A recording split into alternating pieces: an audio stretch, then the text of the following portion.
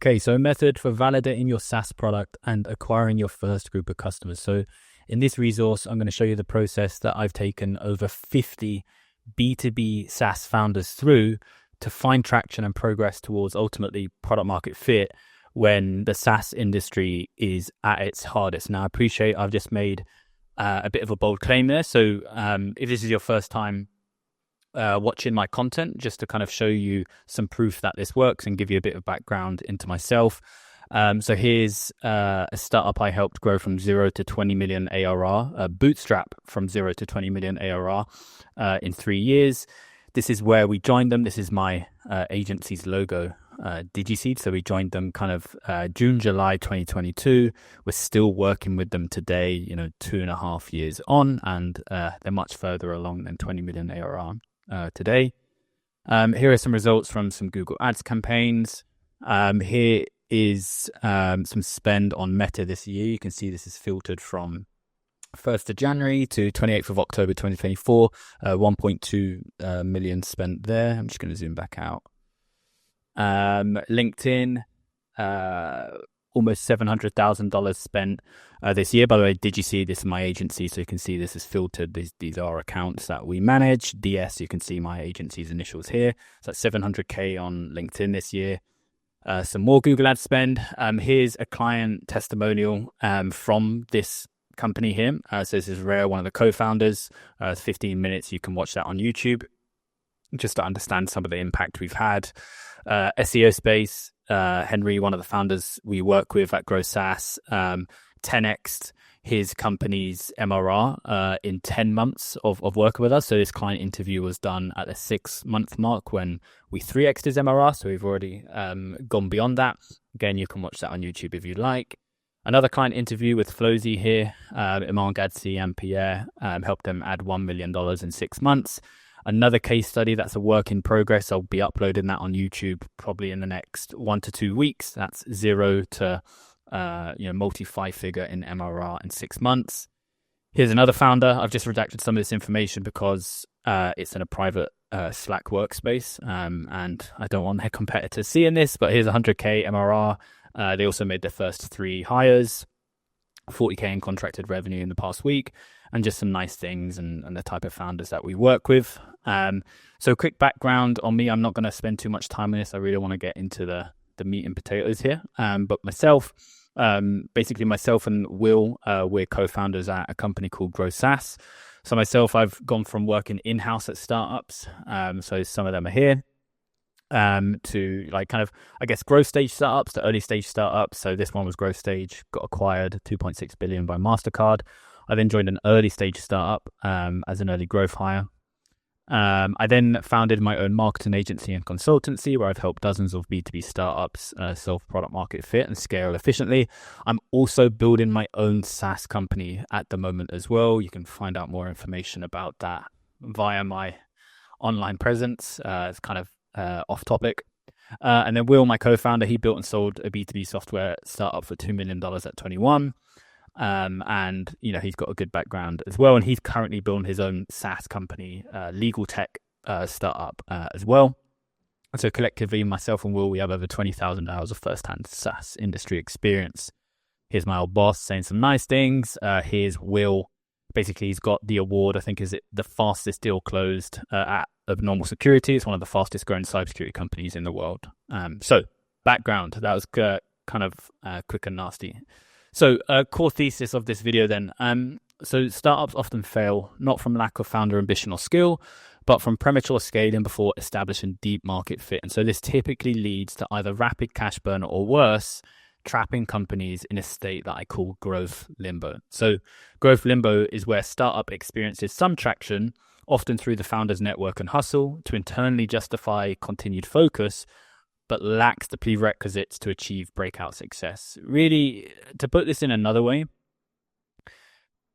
when startups don't just, like a founder of a startup, they don't just wake up one day and all the money is empty out of their bank account and the company fails, right?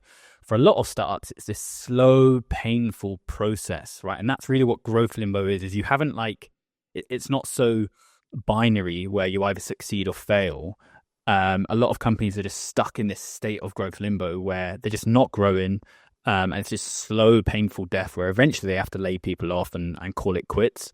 And so, this is because they haven't established that deep market fit early on. So really that's the core idea behind what I'm going to be sharing in this video. And so just some lessons from working with over 50 early stage B2B startups. So number one is they spend too much time on product and not enough on learning, right? And this sounds simple because it is. And you read any startup book, any startup podcast, they're going to tell you something similar. But for some reason, everyone just pays lip service to that because they think it doesn't apply to them, right? They think they're bigger, better, smarter than 20 years of learnings and experience. But eventually they learn this lesson and kind of have to go back and fix it, right?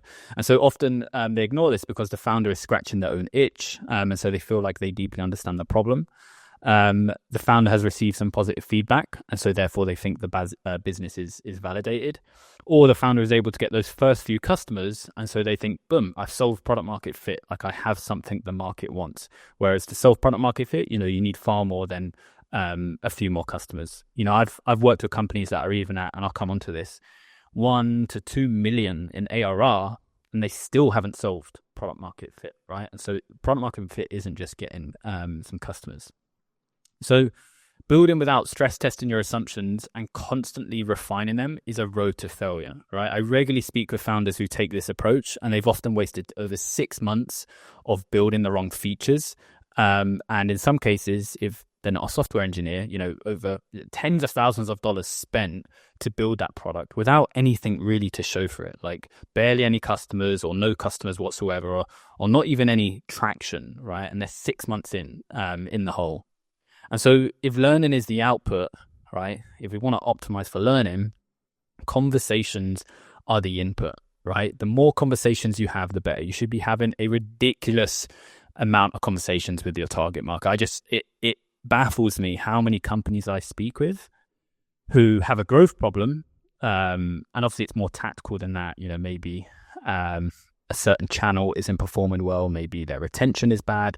Growth problems spider out into many different categories, but it just baffles me how many times companies will approach us with these problems and they're just not speaking with their customers. Like they've spoken with 0 customers in the last 30 days, right? And they're kind of looking for that secret hack, that magic trick that's going to fix their growth problems. And that magic trick doesn't exist, right? You need to be speaking with your market because ultimately you're providing a solution to them, right?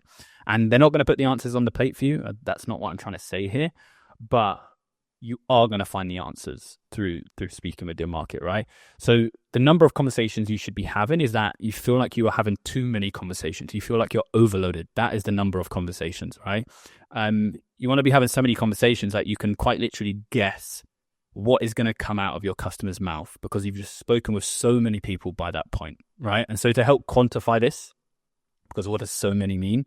Most successful founders I've spoken with who have gone on to solve product market fit, they've had anywhere between 50 to over 100 conversations with their target market in the beginning when they're really trying to validate the problem and solution.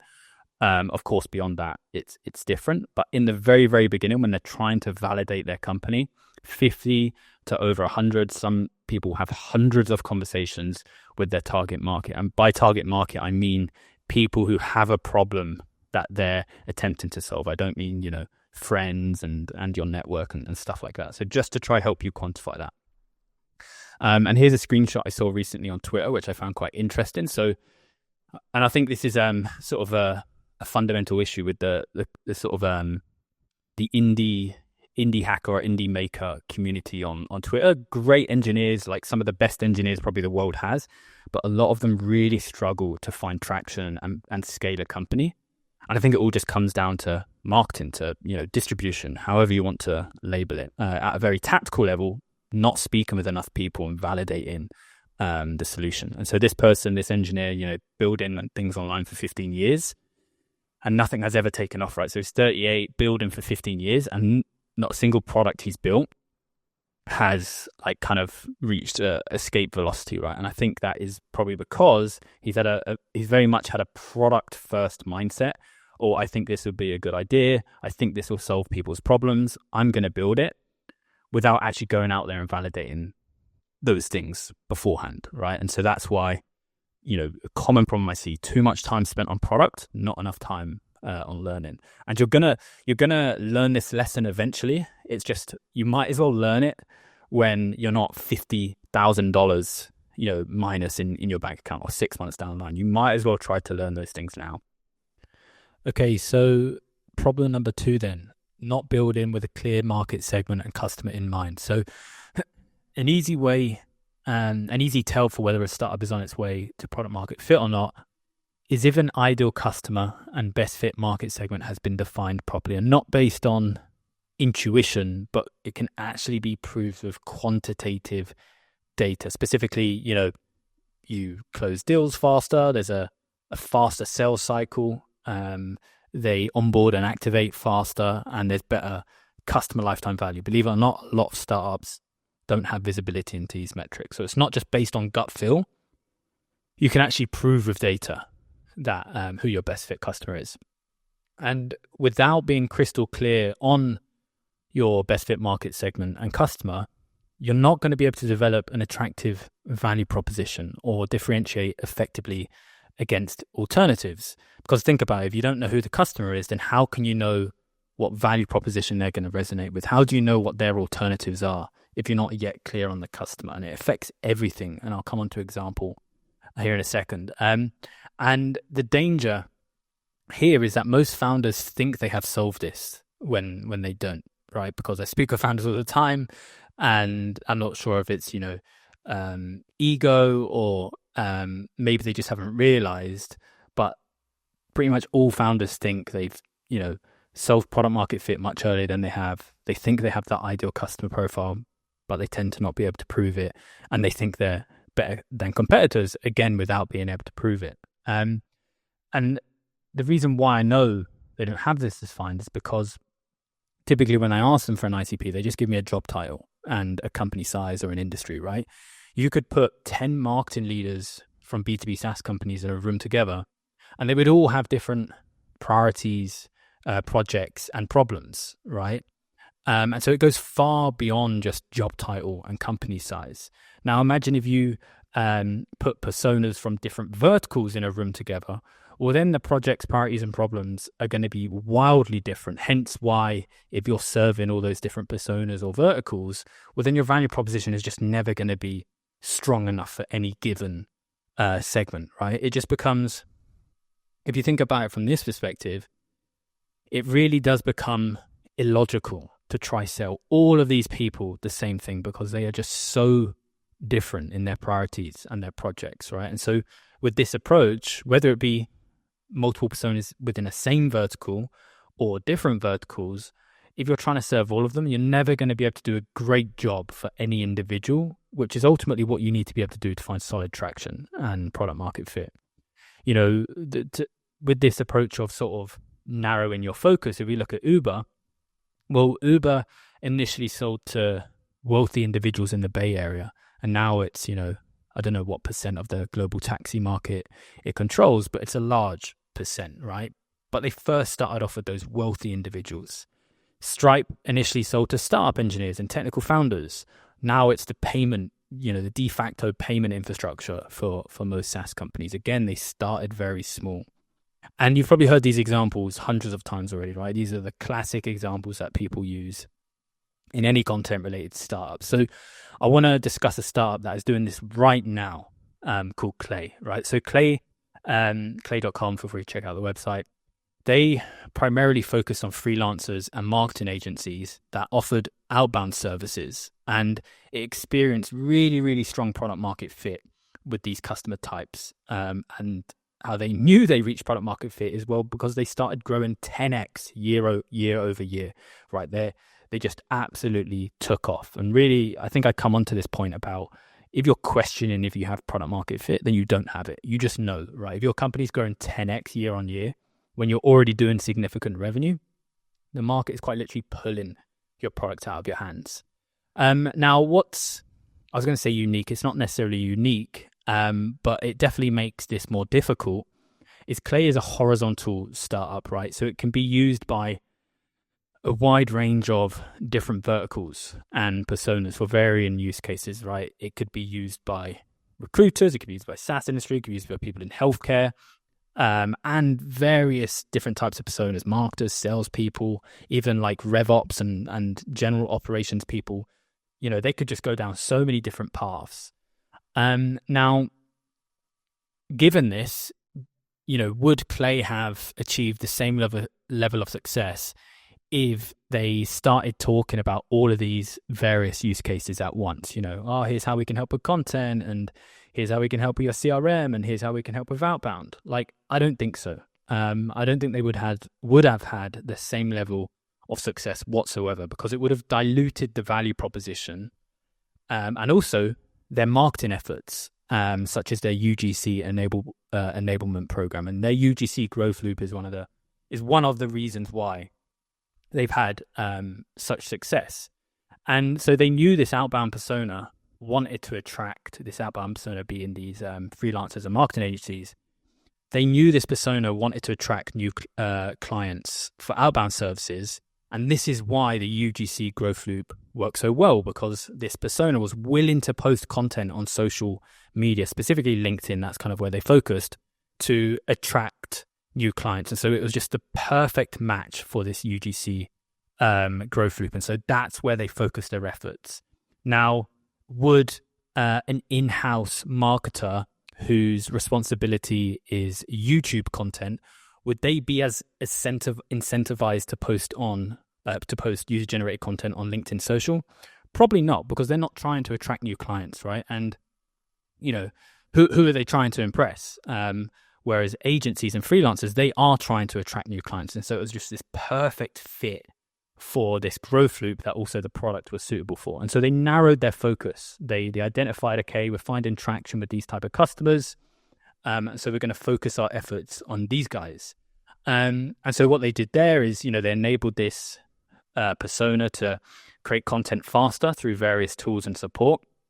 And they really just centered everything around these personas. They created a community, they created an expert program, they created a creator program, and have really kind of built the playbook for this sort of UGC growth loop.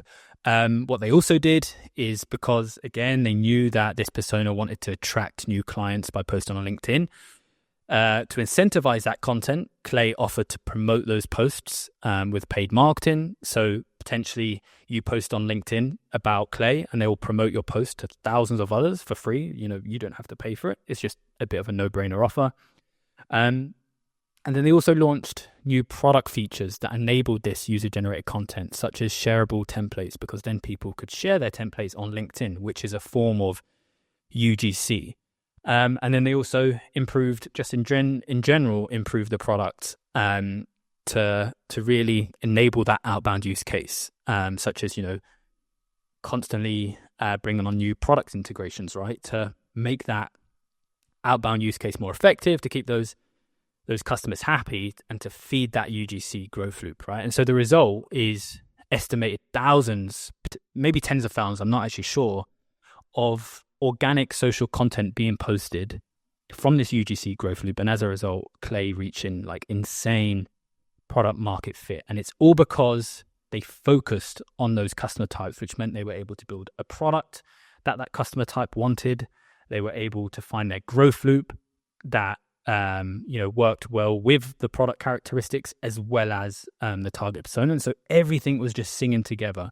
Now, they wouldn't have not achieved that same level of product market fit if they were just spread across all these different types of personas, right? Because they're all going to want different features, different product integrations, and they might not be as incentivized to post social content. And so the UGC growth loop won't work as well. There's just so many factors. The point I'm trying to hit home here is, by narrowing their focus, they just focused on making that customer happy, and as a result, the growth loop was fueled, right? And now that this has been achieved, since Clay in the last year or something, they've raised over $50 million in Series B. Things have just gone very, very well for them. Clearly solved product market fit. with those freelancers and marketing agencies. Now they've done that, they are expanding to new market segments through promoting different use cases, right? So here are 2 posts I pulled recently where they are promoting some content-related features for Clay. So here I think they're talking about, this one was like pulling the transcript of a YouTube video and doing something like that, something with that. So now they're leaning more into like the marketing ops use cases, right? And the thing is, this has probably always been the strategy. The strategy for Clay has probably always been to be this horizontal startup that serves multiple market segments or verticals with different use cases, right? Because they've raised $50 million. They probably need to become $1 billion company for everyone to be happy: the investors, the shareholders, the founders, the team members, etc., etc. And I think they'll get to that $1 billion valuation if they're not there already.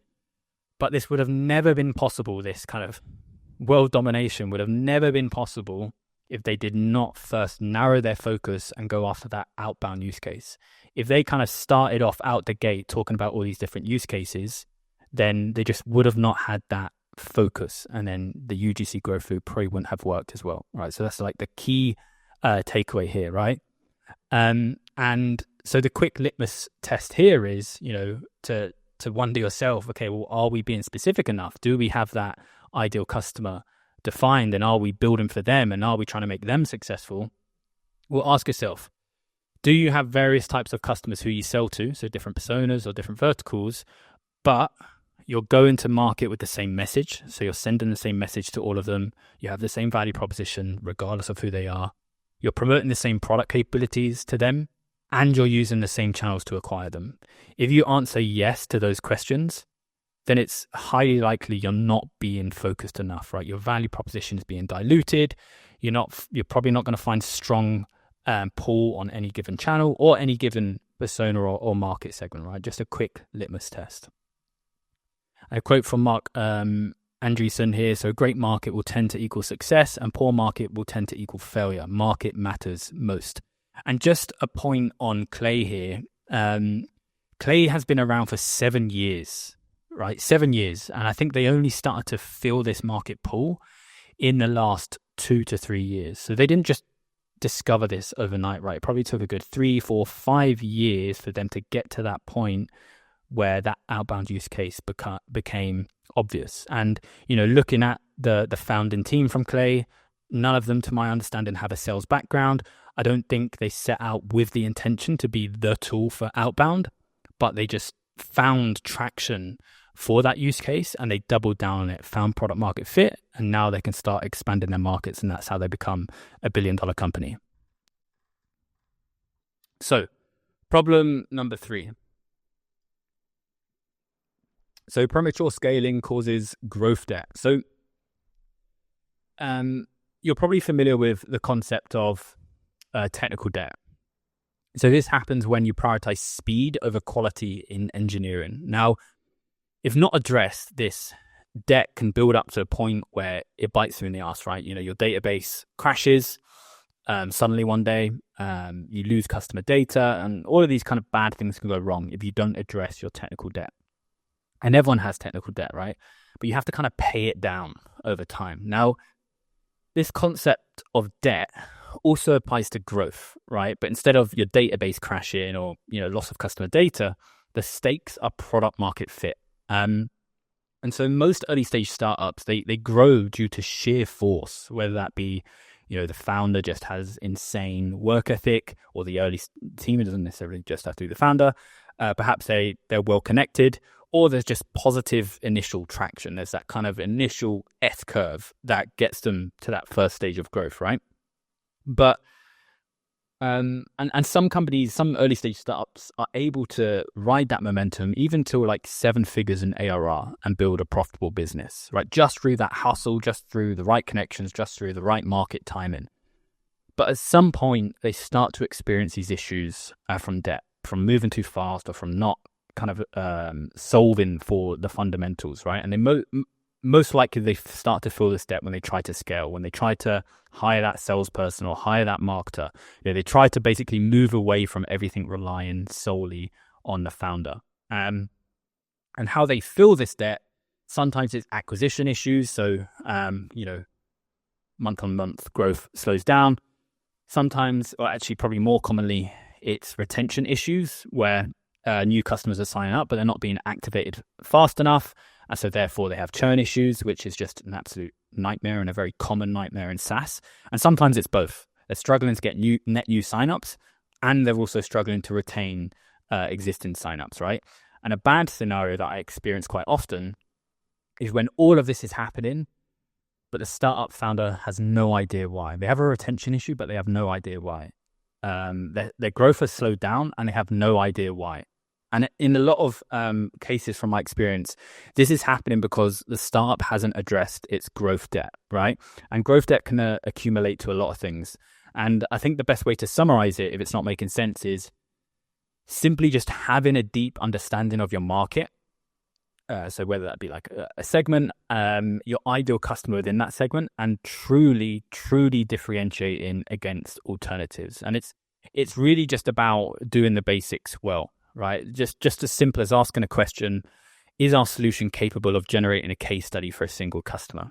Because if it isn't, if your product or solution, because you might have some professional services tapped on, isn't capable of generating a case study, then ultimately your product isn't capable of delivering an impact, right? And so you just have a very weak business at that point. I've spoken with founders where the company's at $1 million ARR, but they have no case studies. They have like basically zero evidence that their product is capable of delivering an impact. And these things matter, right? And that's just a good like telltale sign that that growth debt hasn't been paid down. They've probably just moved too fast without actually proving impact from their product. Okay, I've lost where I am. Yeah, so when you layer on complexity such as people, process, automation on weak foundations, your problems multiply, right? Like if you have problems in your business, hiring people, unless your problem is like, I don't have time to do things, hiring people and like layering on complexity is like the worst thing you can do, because your problems don't grow like in a linear fashion. They grow exponentially. They will just multiply. And then you'll have all of these problems, and then you'll also have to deal with all of those people's problems that you just hired, and you're just setting them up for failure, right? So that's why it's really, really important to always try to pay down this debt and build your company on solid foundations, right? And if you're not in a good cash position and you hire people at the wrong time, you try to move away from founder-led sales or founder-led growth too early, this can absolutely kill your business, right? Because, in startups, we're playing a game of runway. And if you don't have enough runway to sustain that change, then, it's murky waters, right? And so just to give an example of like this startup, because a lot of founders associate revenue with product market fit. And I think it's an indicator, but I don't think it's, explicitly means product market fit. So this startup, this is a post I saw on LinkedIn, and they hit product market fit at 2 million ARR. I can guarantee most startups around this mark think they have product market fit. And so I'm just going to read this because this was kind of taken verbatim off the founder's post. So so I recently saw this post from the founder who said they hit PMF at 2 million ARR. His words will hit home better than I can. Yeah, so after a lot of false starts over the past 2 years, we finally hit product market fit. I had tried to convince myself that we had already hit this previously, but I was way off the mark. TLDR, if you were trying to figure out if you have PMF, you don't have it, right? Like if the market is not aggressively pulling your product out of your hands, you probably don't have product market fit. And product market fit isn't like a yes or no thing. It is at a top level, but it's more of a scale, right? And so on the higher end of the scale, the market is really going to be pulling your product out of your hands. And so it comes back to the simple foundational stuff that people just ignore for whatever reason. Find a niche, build the best product, attempt to provide an obsessive level of customer support, and then keep doing this for years, even when things suck and you might want to quit, right? That's kind of the if you take anything away from this video, it's that. So with that being said, just kind of framing the conversation we're about to have. So this resource is for you if you're struggling to generate consistent free trials or sales calls. When you speak to prospects, they're not sure how you differentiate to competitors. You're struggling to communicate your product's value prop. You want to achieve take my money product market fit. And if you effectively apply this, what I'm about to talk through in this document, You will be able to have more conversations with ideal customers. You will develop a differentiated value prop that beats competitors. You will understand the right levers to pull in your business. If it's a retention issue, you'll know exactly what to do. If it's like an early onboarding / activation issue, you know exactly what to do. If it's a top of funnel issue, you'll know exactly what to do. You'll build a product that can activate and retain customers. You'll build a long-term sustainable business that gives you leverage. And if you're a founder watching this or an early stage employee, you will have a real chance of achieving financial stability and wealth, right? That's why people get into the SaaS industry, because of those nice gross margins, but you have to be able to build a long-term sustainable business to achieve that. So getting into the meat and potatoes of this video then. So testing and validating the 5 core components of a business. So as discussed previously, a common mistake I see founders make is spending too much time on product and not enough time on learning. And it's mostly because they feel like they have a good grasp on the problem to be solved, also known as intuition, and what a possible solution looks like. And so a similar mistake I see founders make is they see a startup in their market performing well, so they just naively think, okay, well, I'll just copy their product and I'm going to achieve the same success, right? There is so much more that goes into a company's success than what product features you have, than what your website looks like, right? And this is why just copying competitors is a losing strategy. You'll eventually have to differentiate, right? You'll eventually have to build something that people want. And if you've just copied people, there's a high chance that you're not actually, passionate about that space. And I don't think you have to be entirely passionate, but, if you're in the startup game, you should expect that you're going to be building that company for the next 5 to 10 years. And so you want to be working on something that kind of gives you motivation rather than relies on motivation, right?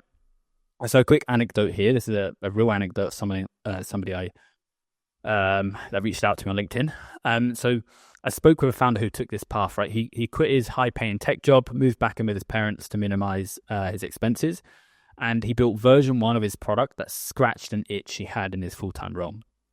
The critical mistake he made was not speaking with enough people in the market to validate assumptions. So by the time he reached out and we jumped on a call, he had a version 1 product with no revenue, no users or wait lists, and he was hunting for another full-time role because he'd gone through all of his savings, right? He thought, well, if I have this itch, I'm going to try scratch it.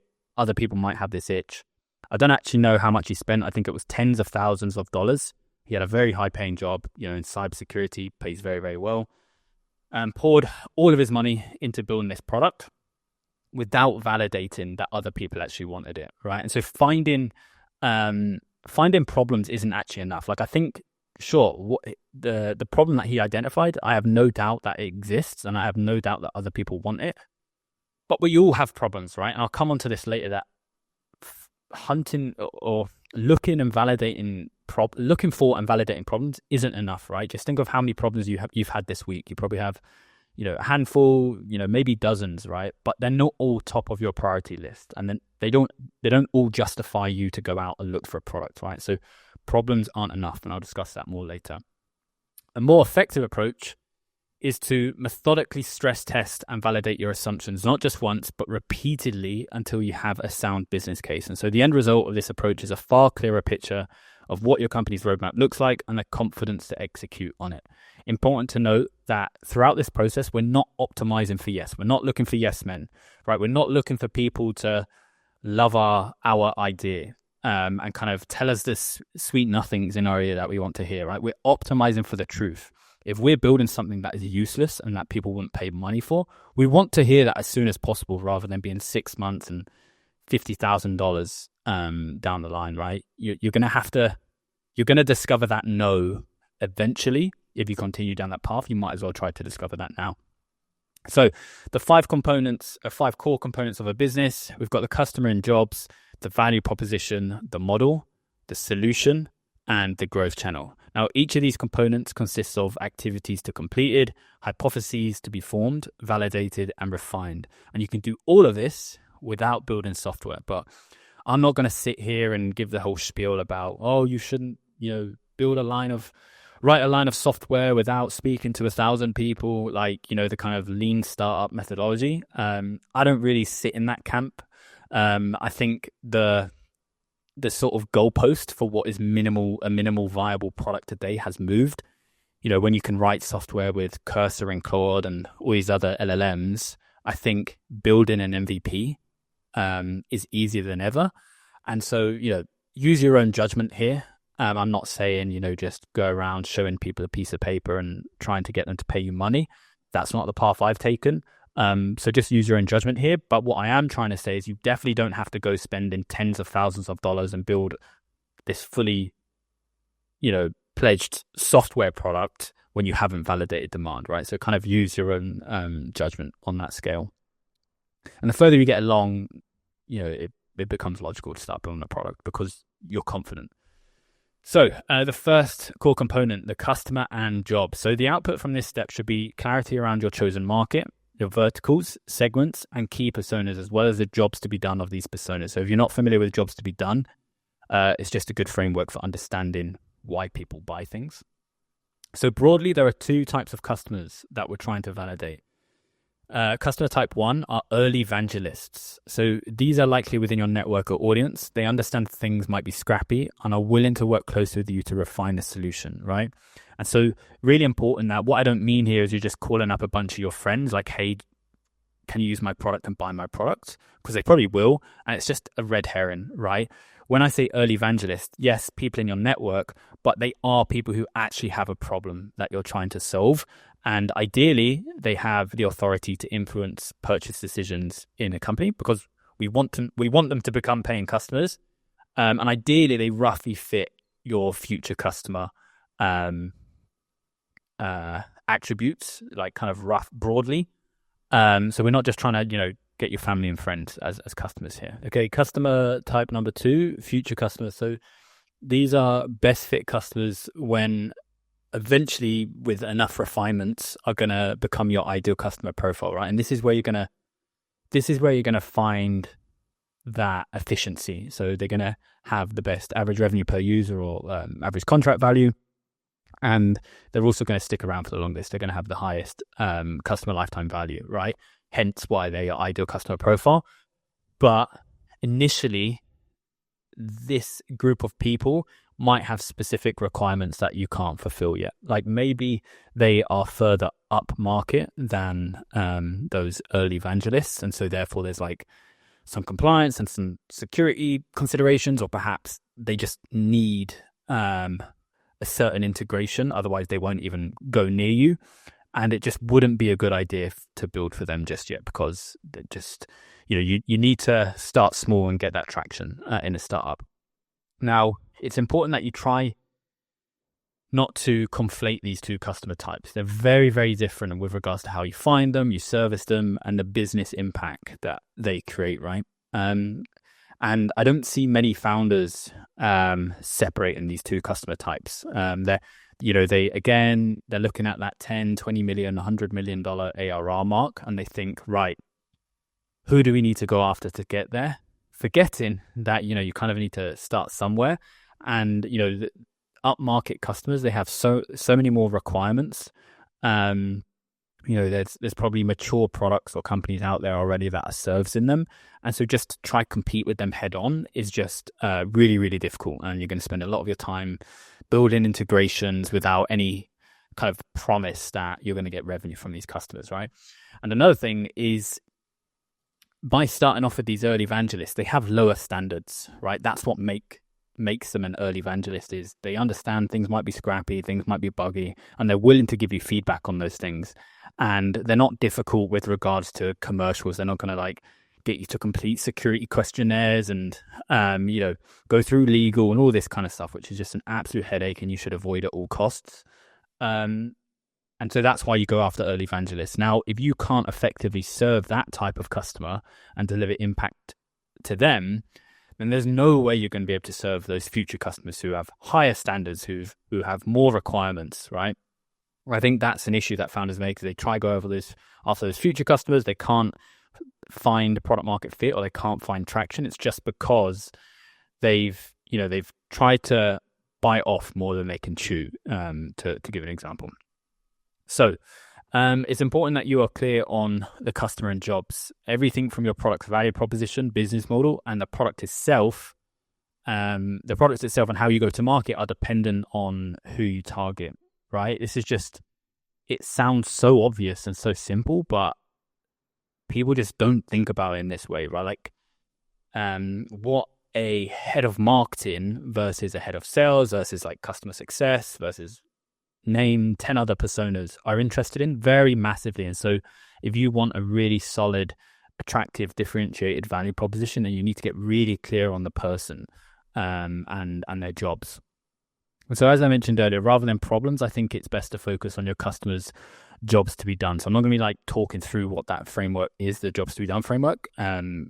You can do that separately. We go through it with founders in Grow SaaS. The reason being is that we all have many problems at a given time, right? Some of which have been there for a while and we have no immediate desire to solve, okay? And so therefore the question becomes, well, what determines whether a problem is top of the priority list or not, right? If you just imagine a list of problems that we all have at any given time, what determines when a problem goes to the top of that list? What triggers them to take action on those problems and complete the job? And then what is the frequency at which these jobs occur, right? In SaaS, we don't want jobs that are just kind of, they fix them and then they don't need to come back for another year, 2 years, right? We want recurring jobs that happen at a high frequency, which is going to justify a recurrent subscription. So consider a mid-sized company with repeated internal communication issues. While these cause delays and frustrations, they rarely prompt actions. However, a spike in customer complaints due to missed deadlines can push leadership to address this issue, right? So they have a problem, internal communication, right, which cause delays, but nobody ever does anything around it about it, right? This is a problem on the list that just isn't urgent enough for somebody to solve. However, the trigger event was a spike in customer complaints, which then caused the company to take this problem seriously, okay? And so understanding these triggers, these situations, is going to be important when it comes to refining your ICP and how you go to market, how you target these people, what message you put in front of them, right? Customer complaints, very, very specific problem. Internal communication issues, problem, but is it urgent enough, right?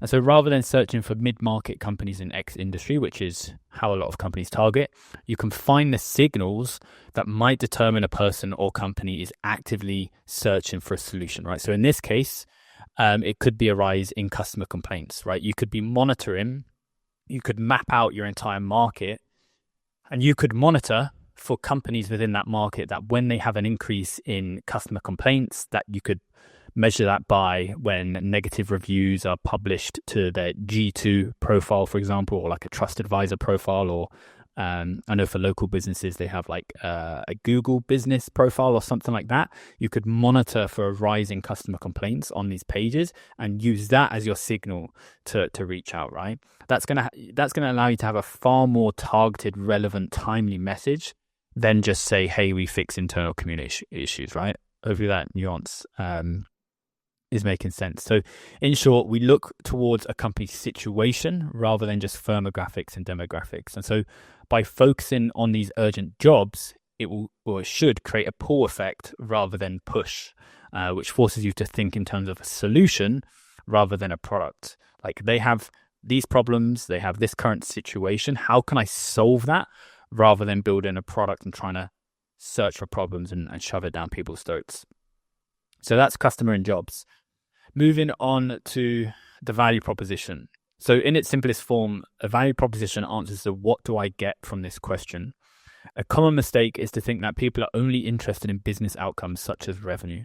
And this will likely hold true if you're targeting micro SMB and working directly with founders. So if you're working with like lead generation agencies, for example, typically quite small, quite profitable, and the founder typically is heavily involved in operations, but this is not recommended for long-term success, right?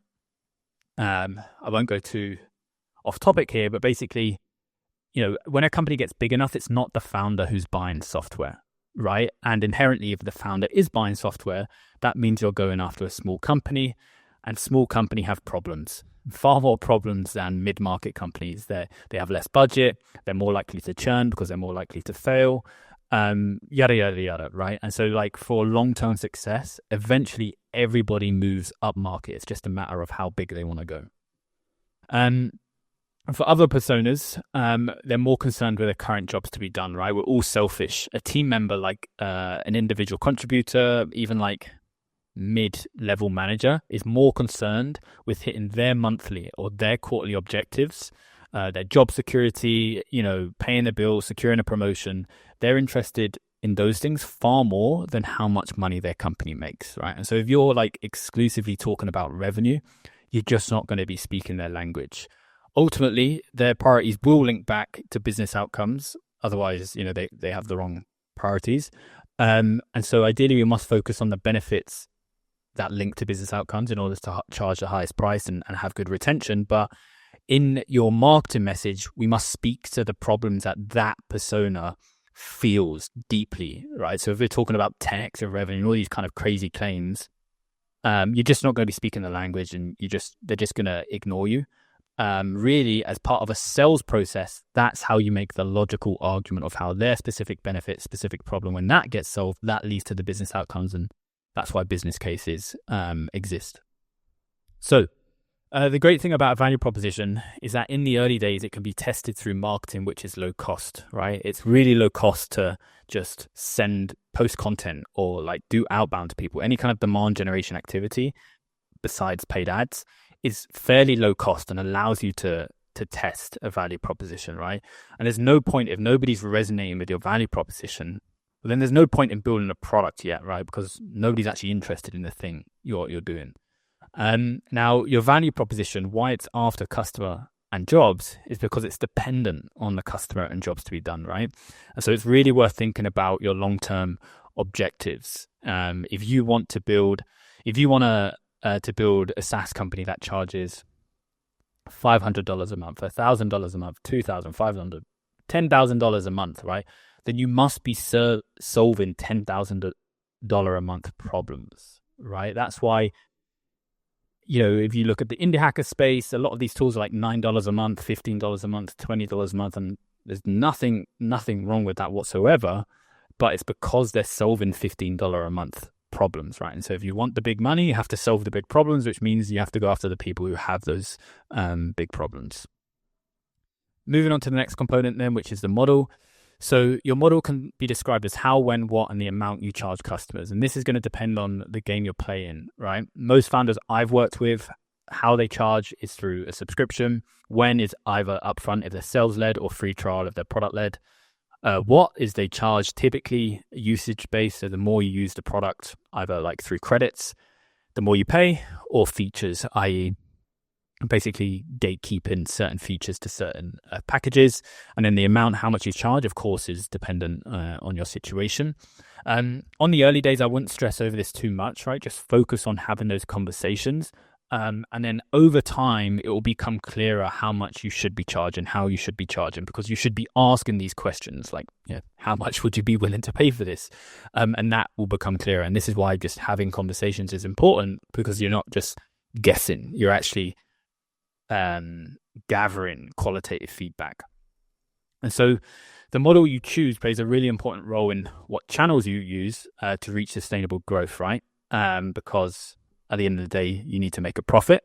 There's no point in running ads if your product's $10 a month, unless you're really, really good at creating viral ads. It also shapes the product, because the more money you charge, there tends to be, that justifies a more complex product that delivers bigger business outcomes. And then also your long-term approach to market expansion. In simple terms, if you want to build a $50 million ARR business, then the math needs to math, right? You need to be able to acquire a certain number of customers at a certain price to reach that 50 million ARR. If you're charging $50 a month, then you're going to need far more customers than if you were charging, $10K paid up front, right? And so it's just about being methodical with like, okay, what am I trying to build here? Okay, based on that, who do I need to attract? What problems do they have? How do I need to solve those problems? It's just about being methodical. The solution then. So when you've made progress on validating the customer value prop and model, what the solution, i.e. your product and what outcome it needs to deliver, looks like should be clearer. The issue with a product first approach is that you begin with a solution and you're searching for problems to solve. You're trying to shove it down people's throats, which often results in a lot of headaches and growth problems, and eventually in most cases leads to a pivot of sorts, right? And so why not just try to front load that as much as possible?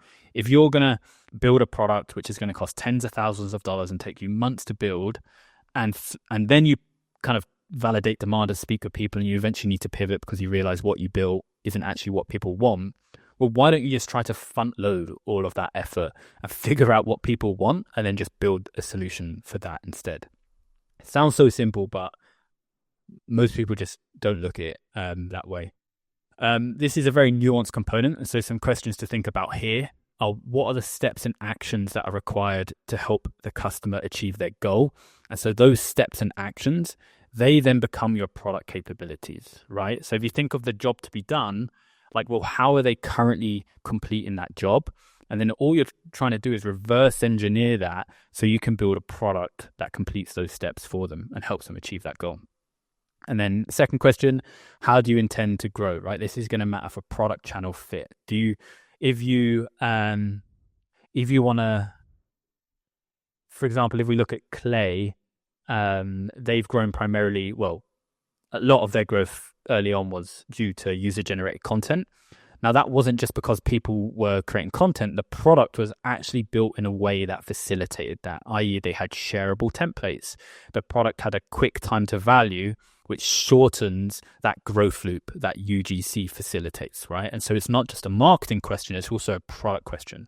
If your product is complex, it requires, a 7-10 day implementation process that, an implementation team needs to hold your team through, like, you're probably far likely to have those dopamine hits and want to create content about that company, right? It's far more nuanced than that, but just to understand that the product you build really closely interlinked with the channel as well.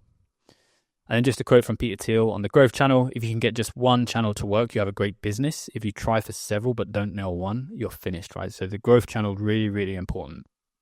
So just a quick note on linear growth versus sustainable growth, right? Because again, this is just based on working with dozens of founders, and there seems to be a bit of a disconnect here. So as an early stage startup, so if you have like less than 10 customers, that number varies because based on ACV, etc.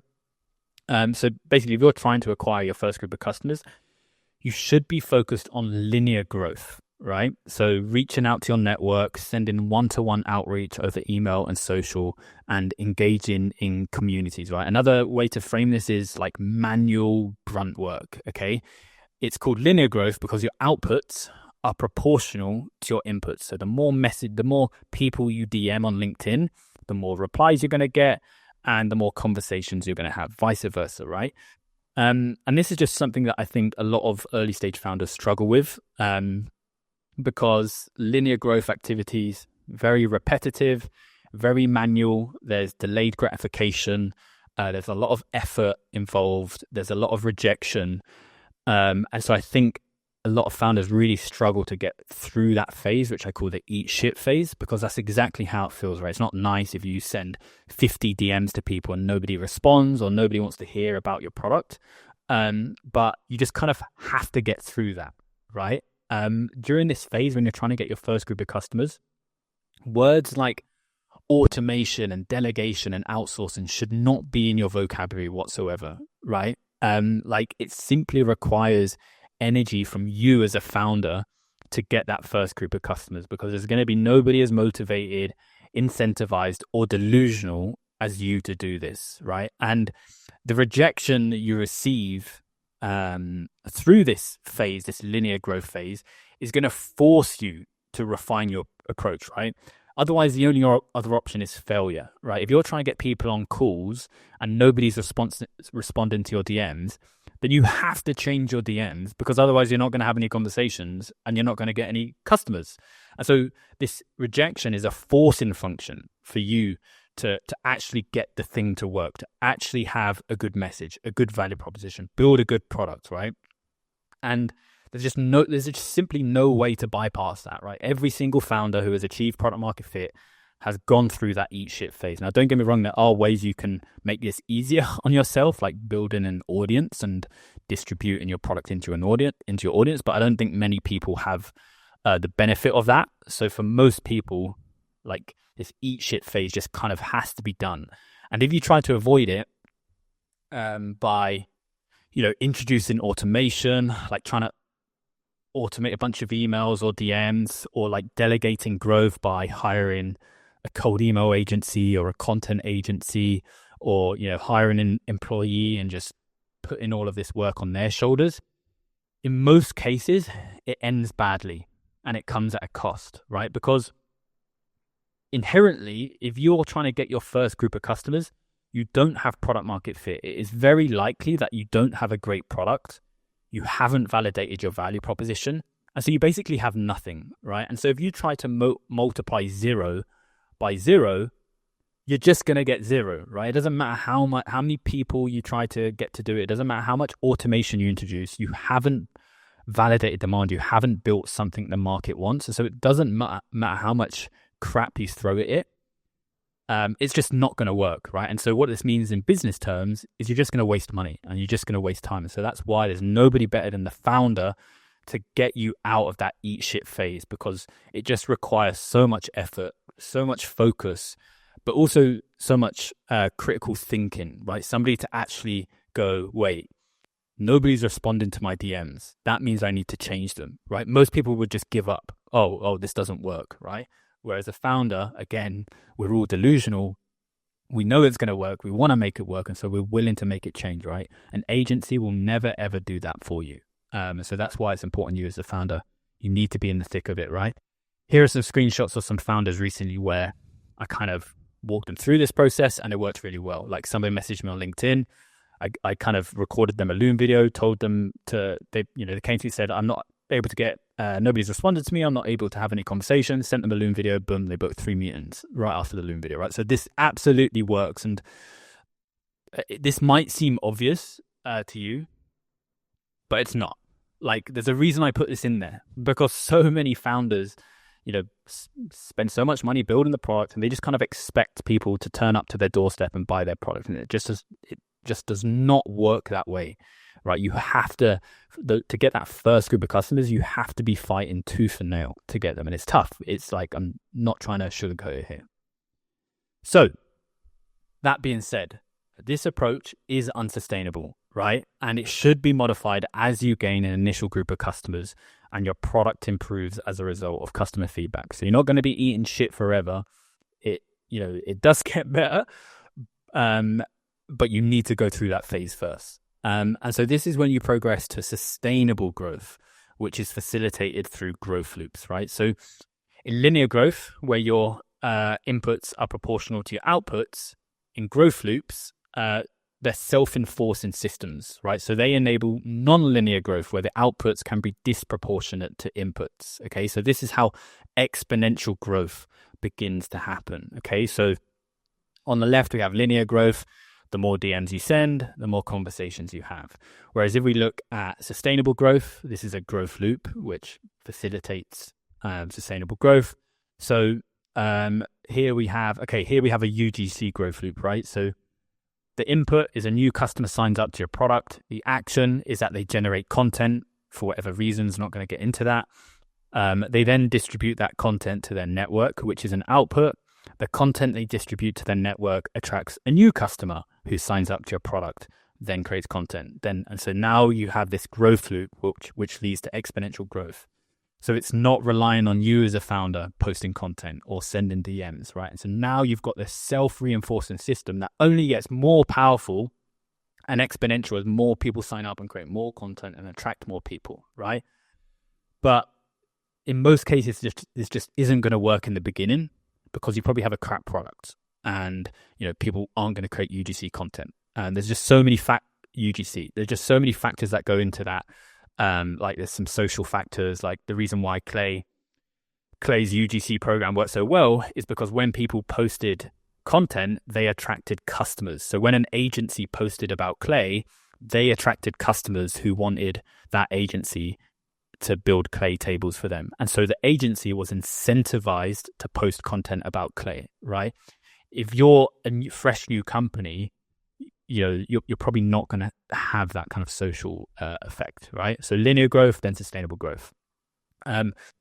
Go into great detail about growth loops in Growth SaaS. It's what we help founders implement when they're ready. Very important to transition away from like founder-led growth. But I'll create a separate resource because we can really go down a black hole with that. So that was the 5 core components of a business, right? So how do you actually test your assumptions here, right? So let's go through that. So you have a set of assumptions. It's now time to test them by speaking to your market.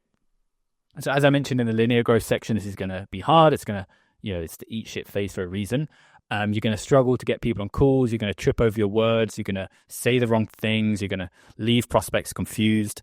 People aren't going to understand your value proposition. Like everything that could go wrong in this phase is going to go wrong, right? Just kind of expect it. But all of these things going wrong is going to act as a forcing function for you to adapt your approach, right? When people don't understand your value proposition, it's going to force you to change it so they do understand it next time. If you can't get people on a call, you're going to have to change your approach to get people on a call. And so that process of iteration, if you really zoom out, that's how product market fit is eventually solved, right? Is you have a retention problem. Okay, well, let's uncover why we have that and let's fix that. Okay, we have an acquisition problem. Okay, these customers are churning worse than other customer segment. Okay, well, maybe we need to track more of them and you're refining your ICP, right? It's really, if you really zoom out, that's how product market fit is eventually solved. The issue is most people aren't willing to go through that eat shit phase because they basically, they fall at the first hurdle. So with that being said, we want to take a methodical approach when testing your assumptions. So we visualize that below, right? So we test the problem. We then want to test the solution because we can't build a solution without testing the problem. We then want to refine them, and then we go back and we keep going through this loop, right? And you'll probably have to go through this loop several times before you progress to the next stage. In reality, it might look like something below. So you speak with 10 people, assess and adjust because maybe there's some patterns with what they're saying. Maybe there's some suggestions and feedback they gave you. And so you need to pause and reflect, then speak with another 10 people. And it's just that's the process we're going through here. And ideally, if you're doing this right, after every conversation, you should gain clarity on your assumptions. Otherwise, you're just not asking the right questions, right?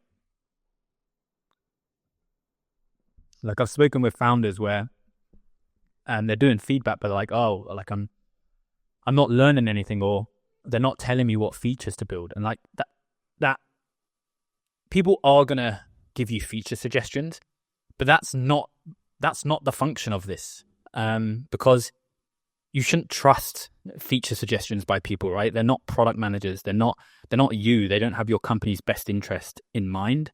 And so you should always take that with a pinch of salt. What you should be doing is digging for the problems and the jobs. And it's your job as the entrepreneur to create the features, the solutions, right?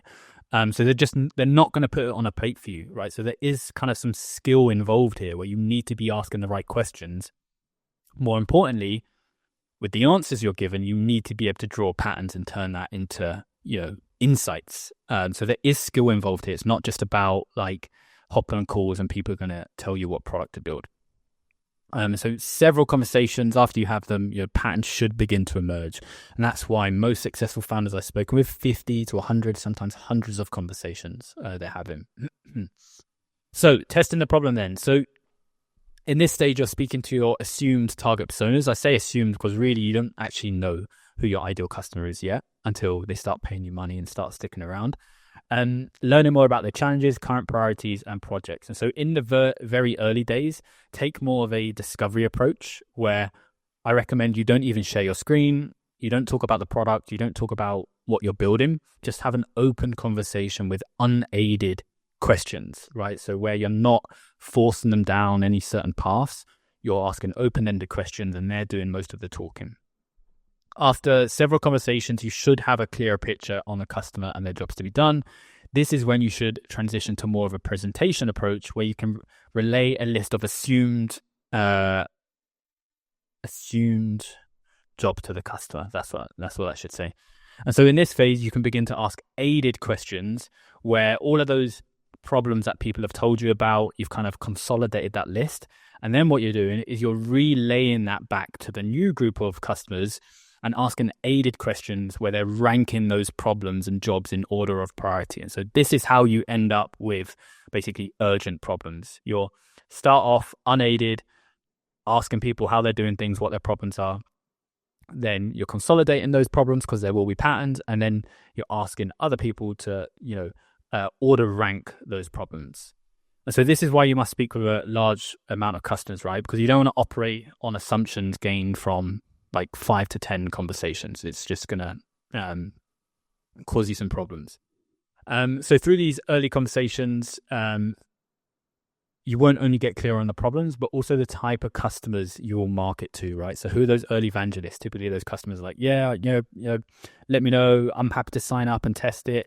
And also then your future customers, as well as your general market knowledge, such as who else is operating in your space, the alternatives, the trends, etc., etc. So these conversations are absolute gold dust. You need to be very strategic. This is how you get insights into your market. What are the competitors? What are their weaknesses? What are their strengths? How else are people solving these problems? And so every single one of these conversations, you should be getting smarter. Otherwise, you're not asking the right questions. Here's an example of me doing a later stage problem identification interview. So then we move on to testing the solution. So once we've refined the list of problems, then we can start to hypothesize possible solutions, right? So using aided questioning to elicit useful responses from the customer to help you rank the solution in order of priority and their validity, right? Like, is this actually a good solution? Not just what's the best solution, are these actually good solutions? And would they actually pay for them ultimately? So in the early stages, the solution could be exclusive from the product, right? So we're not just listing out a bunch of products and features. We're just providing solutions. What the product looks like, that comes later, right? So we need to separate solution from product. We're testing what the best solutions are, and if the benefits delivered are attractive enough that you could acquire customers, right? As you have more conversations and rounds of that assumption loop up here, you can begin to test your product concept either through mockups or a demo environment. The features of your product concept should enable capability, so the actions and steps, that link to the problems and jobs you've identified. We're also trying to get signals on the model in this phase. There's no use in having solutions that people like if they're not willing to pay money, right? So first of all, we're starting off with solutions. We're not talking about product. Once you begin to refine that list of solutions, then we can start to design mock-ups and prototypes of a product that delivers that solution, right? So again, we're not being product first, we're being solution first. So example way you can test a solution is the problem that they have, how they're currently solving this problem, how you intend to solve this problem. So this is your solution, and then the benefits that solution delivers, right? Just very, very simple, doesn't need to be crazy. Here's me pre-product with my startup presenting mock-ups to someone trying to test the solution. So important, as you begin to have more solution-oriented conversations, if you're heading in the right direction, i.e. you're saying the right things, people will begin to show interest in what you're doing, right? So don't let these people fall through the cracks. These could be your early evangelists, or i.e. your first customers, right? They could support your launches. They could also be recruited as non-equity advisors, right? So don't let these people fall through the cracks. Like, this is how you acquire your first group of customers, right? Most people, when they're trying to get their first group of customers, they're just trying to sell immediately. Like, hey, would you buy my product, right? Whereas if you approach people and ask for feedback, and then if they like what you're building, it's much easier to try convert them into customers rather than cold strangers, right? Here's an example of me doing that. I just get them into a private Slack channel and then have a regular cadence of communication with them. I'm intentional. I don't just let them slip through the cracks and never speak to them again. Like, these are going to be your early group of customers, right? And so you need to be all over it. Refinement then. So as you have more conversations, it's important to pause and reflect every so often, right? There's no use in having conversations with people if you're not using those insights to inform the company's strategy. Look for patterns, challenge your previous assumptions, refine them, write them down. and be intentional about everything, because it's easy to let everything fall through the cracks. Like if we refer back to my point about growth debt, the reason why growth debt is introduced, or the reason why people have weak product market fit, is because they're not intentional enough. They don't actually challenge their assumptions. They get a bit of positive feedback and they instantly think they're heading in the right direction, or they don't get really, really clear on the customer or the problem. And this deck just kind of builds over time. And again, the stake is weak product market fit. So some questions to ask yourself: are people reacting positively? If so, what gets their attention? Like looking out for body language, reviewing the calls that you've had. Are there patterns with regards to what persona types react positively? This is going to help you define that target persona. What changes are needed to get more positive reactions? Can you accurately describe what an early evangelist and future customer looks like? Because if you can't, then you're obviously doing something wrong. And what I mean by here is like, what is their day-to-day? Like you should be able to stand up in front of these people and present to them a day in their life. Like that's how deeply you need to understand them. Do you know what channels are needed to attract and acquire these customers? Do you need to refine your approach or a complete pivot, right? This is very much an option on the table. If just nothing's working, you're working hard, you're asking the right questions, you've spoken with enough people, then in a lot of cases, you might just have to pivot. So in summary, speak with 10 people, assess and adjust, speak with another 10 people, assess and adjust. Just keep doing this until you feel like you're confident, right? So you complete this and refine them, and then begin with a problem and then begin with a solution. For those who show interest, get them on board as early evangelists, which will be covered next. And you do not progress from this phase until you have stress tested the 5 business components to a point where you feel confident on what the next 3 to 6 months of your company looks like. Now, caveat here, I don't think as a founder you're ever 100% confident. That's why we're delusional, because we're overly optimistic, but you should have a rough idea of what the next 3 to 6 months look like.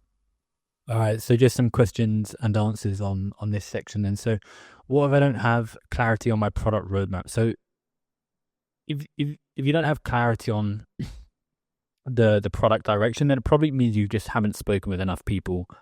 Or if you have spoken with a bunch of people, you just haven't dig deeper for problems to solve. As part of this, a common mistake I see founders make is they are too dependent on customers to define their product roadmap. When speaking with customers, these people they might request features or say, "Oh, it'd be really cool if you would build this," but you should always take this with a grain of salt, right? In most cases, the people you're speaking with aren't founders; they're not product managers. Nothing against them, but they probably don't know how to build great SaaS products. And so they're just not, it's just worth taking their advice with a pinch of salt, right? What you should be doing is digging for problems, seeing how they're currently solving these problems, and then come up with a solution, a better differentiated solution to those problems, right? So you should be focusing on the customers, their jobs to be done. Then you should create the best solution. The market isn't just going to put all of this on a plate for you. And if they did, it probably already exists out there. It's probably not that exciting, or it probably doesn't have your company's best interest in mind, right? So I think I've heard this a few times in response to like customer research. It's like, oh, well, I do it, and people don't tell me what features they want, or I can't, it's not giving me clarity. That simply means you're not asking the right questions, or you're not speaking to the right people. When should I start building a product? So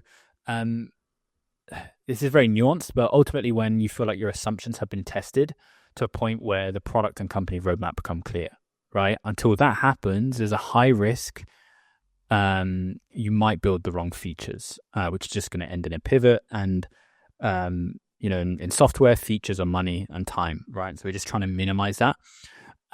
Build the absolute minimum required to acquire a customer and generate a result, right? So if that's a full product with authentication and Stripe checkout and all that kind of stuff, it's probably not. Then do that. If it's just a simple prototype and you can do a lot of manual work and wizardry to acquire the customer and generate a result, then do that, right? It's definitely dependent on your situation. So moving on then, validation through marketing and sales. So Up until now, ideally, you've spoken with dozens of people, and the future is looking a lot clearer than it was a few months ago. So in this phase, we're going to validate your updated hypotheses via the ultimate stress test, right? Which is acquiring a paying customer and getting a result for them. So this must be achieved through layering on any type of complexity, right? So we need to prove that our assumptions are validated through acquiring a paying customer and being able to get that result we promised to them. We must be capable of doing that before hiring people, before trying to automate things, before strategizing too much and layering on too much process, right? You're just gonna introduce headaches.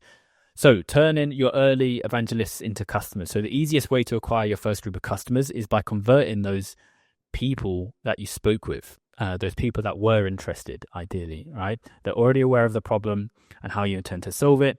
And if you can't convince those people who you've already spoken with, you have established relationship with, they're interested in what you're building. If you can't convince them to pay you money, then you're going to have a very, very hard time convincing cold traffic, right? And so it probably means you haven't been thorough enough in your approach. The best way to validate your business is through sales, right? It doesn't matter how much positive feedback you've had, how many yeses, how many people are posting about what you're building or DMing you. If they're not willing to pay you money and you can't sell effectively to them, then, unfortunately, you don't have a business, right? So if this is something that makes you feel uncomfortable, i.e. selling, then honestly, I don't know an alternative path unless you have like a co-founder who does sales. You just need to get through this eat shit phase, just kind of part of the job. So build on demand. So a never-ending problem for a startup founder is juggling growth and product. So at this point, you'll be spending a lot of energy defining and building your product roadmap, but be cautious of taking your foot off the demand pedal, right? You need to maintain that momentum. If people are interested, people are going to start talking, and you're kind of building that demand. You need to keep your foot on the gas pedal. It's very, very easy, especially as a software founder, to just like go into a hole and just spend months building product. You need to still keep having these conversations and building demand. So an approach I've taken throughout this stage is to run a closed beta program. So here's my argument for this, right? It allows you to select and work closely with your early design partners, which is crucial for feedback and impact, because you're working close with them. There's just a better feedback loop. It allows you to smooth out any issues or bottlenecks that could be preventing the customer from generating a result, and it minimizes problems and negative word of mouth, right? In the beginning, you're going to have a scrappy/crappy product, and it's probably not going to work as intended. And by having a closed beta program, you're just minimizing like negative word of mouth getting out, because people don't care about your problems and how you have these technical issues and your engineer had time off and like, oh, we didn't notice that bug. They don't care, right? They're just going to try your product. It's not going to work, and they're going to have a bad impression. And so you're trying to minimize that. And so here's a simple journey to visualize what this could look like. So traffic, waitlist, cool, and then either to design partner or influencer. So traffic is generated through whatever means necessary. I prefer organic social content and outbound DMs. You direct traffic to your waitlist or directly to a call. When people sign up to your waitlist, give them an option to book a call. So if they haven't gone directly to a call, on those calls, conduct research as usual. So you're validating your assumptions, talk through what you're building, and then qualify them as a design partner, an influencer, both or other, i.e. just not a bad fit, right? So design partner, somebody who's someone who has a problem you're solving, but is also open to being an early user of a product, open to being an early evangelist, right? Why they're called design partners? Because they essentially help you build your product, design your product. Influencer is somebody who might have an audience. Do I actually mention that? Yeah. So an influencer is basically someone who has an audience filled with ICPs. And so when it comes to launching or when it comes to talking about your product, they're willing to, be an advocate. They're willing to post content. They're willing to reshare your content, stuff like that. They're willing to influence your product. Design partners should be onboarded to your product as soon as possible with the understanding that they transition to a paid subscription. Ideal influencers are people with ICP and rich audience and the willingness to support launches, kind of what I said. So validating the solution. to simply put, to be validated, your solution must be capable of delivering a result to the customer, right? That's really straightforward. It's black and white, okay? There must be some tangible impact the customer feels. Otherwise, you're going to struggle with solving product market fit, okay? The SaaS industry in its current state is just too unforgiving to have nice to have a product. I talk about this a lot in my content. We're just in this new era where, trust has been eroded between vendors and buyers. Budgets are tighter. Companies are operating leaner than before. And so nice to haves just don't cut it anymore. There needs to be some kind of business impact. So in the early stages, this will most likely require manual input from yourself to compensate for product gaps. This is the difference between thinking solution first and product first, right? When you think in terms of solutions, you're focusing more on the end result rather than how it's achieved. So depending on what route you take, product-led versus sales-led, eventually your product should be capable of enabling customer results mostly by itself. A huge mistake founders make at this stage is prematurely launching a PLG motion where they allow customers to sign up for an account and figure it out themselves, right? Don't do this. It's very likely that you will have activation problems with no idea why, okay? PLG, product-led growth, is not a case of just slapping a free trial button on your website and people are going to automatically sign up and see the value of your product. PLG is very, very, very difficult to get right. Few companies get it right. And I'm not saying don't do PLG. I'm going to be mainly operating a PLG motion for my startup. But again, inherently, as an early stage startup, your product is probably a bit crappy. You probably don't have a clear picture of your ICP. And so all of that with the 10 other factors combined means people probably aren't going to be able to realize value from your product. And so that's why you want to be working close with them. You want to have a closed program so you can actually onboard them. You can actually get the product implemented. You can actually ensure they're using it. And if they're not, figure out why and change it. With PLG, if you're just allowing people to sign up to your product and roam freely, you're not going to have that feedback loop. So summary, turn early evangelists into customers. They're low-hanging fruit. Run a closed beta so you can have more control and a closer relationship with early customers. Always focus on generating demand. You can never have enough. Ensure your product is capable of generating a customer result before progressing. If it can't, then figure out why and figure out how to generate a result. During this phase, you should be able to get your first 5 to 20 customers depending on various factors such as ACV ARPU. Of course, like 5 customers at $50K a pop. You've got a pretty good business at that point. You haven't got product market fit, but you've got a pretty good business. So it really depends. And the main point being is that you shouldn't open up to the broader market, those future type customers, without first going through your activities, right? That's when things go wrong. When you start prematurely growing, when you haven't proven impact of your product, you haven't proven it can actually deliver a result, you haven't actually figured out the type of customers that you want to attract, that's when things start to go wrong. So to finish this off there then, so working with the Grow SaaS team. So if you, this is kind of part of a very, very small part of the process we take early stage B2B SaaS founders through. So we will work directly with you one-on-one, myself and Will, to help you identify the most urgent high value problems to solve in your market, develop and test a differentiated value proposition to help you stand out, acquire your first group of customers, build a product that is capable of generating a customer result, resulting in improved activation and retention, transition from that linear growth to sustainable growth by building your first growth loop, get the highest level of efficient output from you as an operator. So if you want to ask questions about how we work with SaaS companies, the type of SaaS companies we've worked with, you can go to growsaas.com and book a call. And some recommended resources from here if you haven't watched them already. I have a 1.5 hour video on how to rapidly test your value proposition with cold email, and I have a full SaaS cold email course which is 2 hours 15 minutes, which I recommend you watch as well. All right, cheers, see you on the next one.